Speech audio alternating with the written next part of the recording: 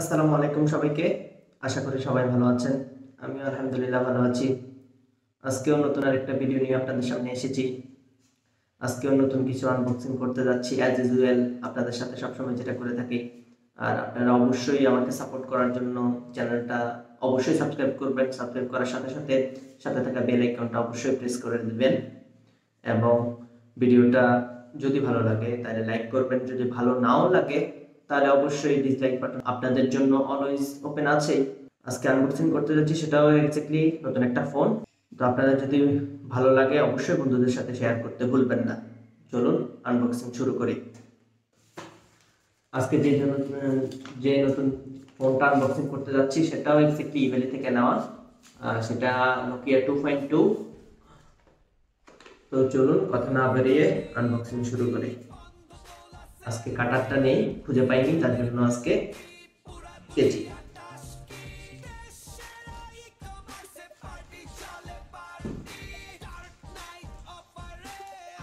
ইভেলি থেকে যে ইভেলি আগে থেকে অনেক ফাস্ট হয়েছে ডেলিভারির দিক থেকে, সেটা আমি সবসময় বলে থাকি। তো নভেম্বরের 13 তারিখ মেগা সাইক্লোনে তাদের অর্ডার করি এবং আজকে 20 তারিখ হাতে পেয়ে যায়। সেটা খুবই ভালো দিক যে তারা 45 দিনের ভিতরে ডেলিভারি করেছে, কথা দিয়ে কথা রেখেছে। এটাই সবচেয়ে আসলে ভালো দিক। বাংলাদেশে ই কমার্স সাইট তো অনেকগুলো আছে, ঠিক আছে না? আর বিশেষ করে বাংলাদেশে ই কমার্স সাইটকে মানুষ আস্তে আস্তে ট্রাস্ট করা শুরু করেছে, সেটার জন্য যে কথা দিয়ে কথা যদি না রাখে কোম্পানিগুলো বা ই কমার্স সাইটগুলো, তাহলে কিন্তু আসলে লাভ হবে না। কথা দিয়ে কথা রাখাটা সবচেয়ে বেশি ইম্পর্টেন্ট। তো এইবারে আমি যে পণ্যটা অর্ডার করেছি সেটার জন্য আসলে তারা কথা রেখেছে।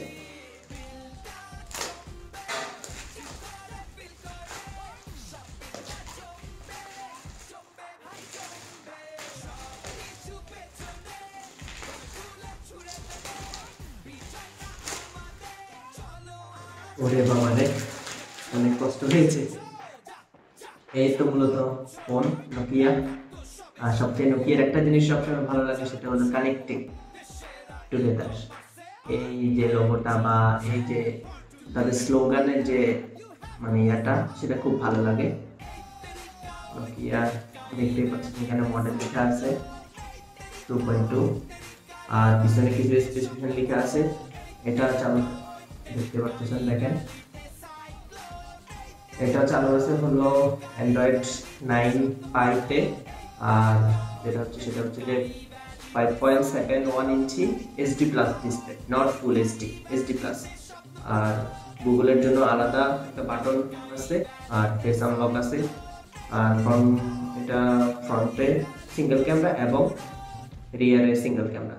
কিন্তু এই প্রাইস রেঞ্জে তারা আসলে এই কাজটা করা উচিত হয়নি, যেহেতু এই প্রাইস রেঞ্জে অন্যান্য কোম্পানিগুলো ট্রিপল ক্যামেরা, ডুয়াল ক্যামেরা পর্যন্ত দিয়ে থাকে। তো তাদের মাত্র ফ্রন্ট এবং রিয়ারের মধ্যে দুইটি ক্যামেরা। রিয়ার ক্যামেরা হলো 13 মেগাপিক্সেল আর ফ্রন্ট ক্যামেরা 5 মেগাপিক্সেল। আর সবচেয়ে খারাপ জিনিস সেটা করেছে 3000 mAh ব্যাটারি দিচ্ছে মাত্র, শুধুমাত্র। এটা এই প্রাইস রেঞ্জ আসলে কখনো মানানসই না। দেখি আসলে তারা ভিতরে কি প্রোভাইড করেছে।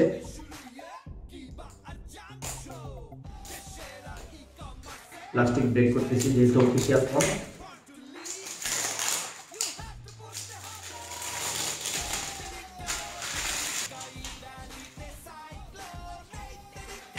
এখানে প্লাস্টিক দিয়ে মোড়ানো, সেটা ব্রেক করলাম।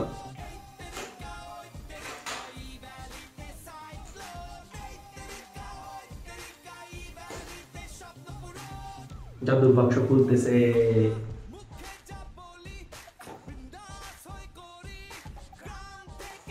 ভিতরে দেখতেছি সেটা হচ্ছে যে শুরুতেই ফোনটা সাইডে রাখি, দেখি ভিতরে তারা কি প্রোভাইড করেছে।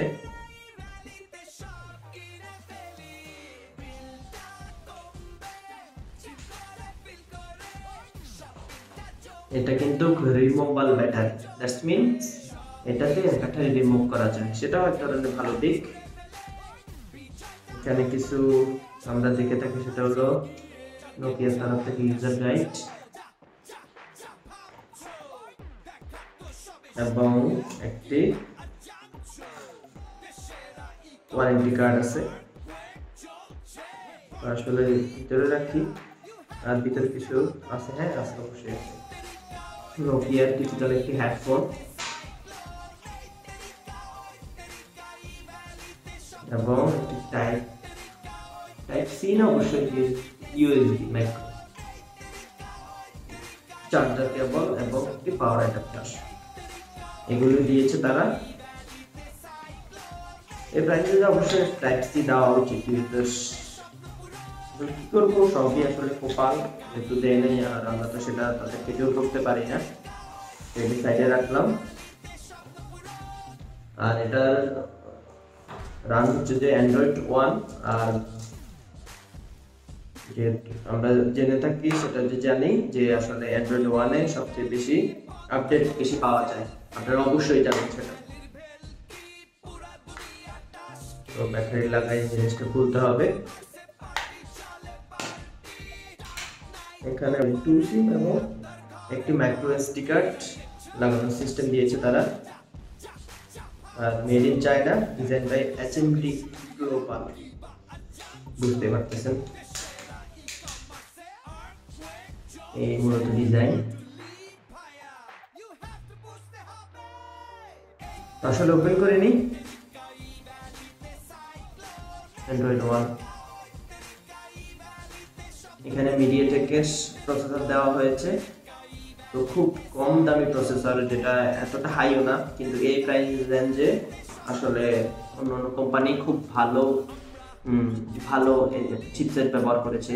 এই ক্ষেত্রে নোকিয়া কিছু পিছিয়ে আছে, তো সেটা আসলে বড় কিছু না। আর ফিজিক্যাল নিয়ে কিছু কথা বলি, সেটা হচ্ছে এখানে পাওয়ার বাটন আছে আর ভলিউম আপ ডাউন এটার পাশে, এবং লেফট সাইডে একটা গুগল অ্যাসিস্ট্যান্ট বাটন, আর পিছনে আছে একটা মাইক্রোফোন এবং ইউএসবি চার্জার পোর্ট, এবং সামনের দিক থেকে একটা মাইক্রো হেডফোনের জ্যাক, সেটা খুব ভালো লাগলো দেখে। এই টোনটা শুনতে খুব ভালো লাগে আসলে নোকিয়া।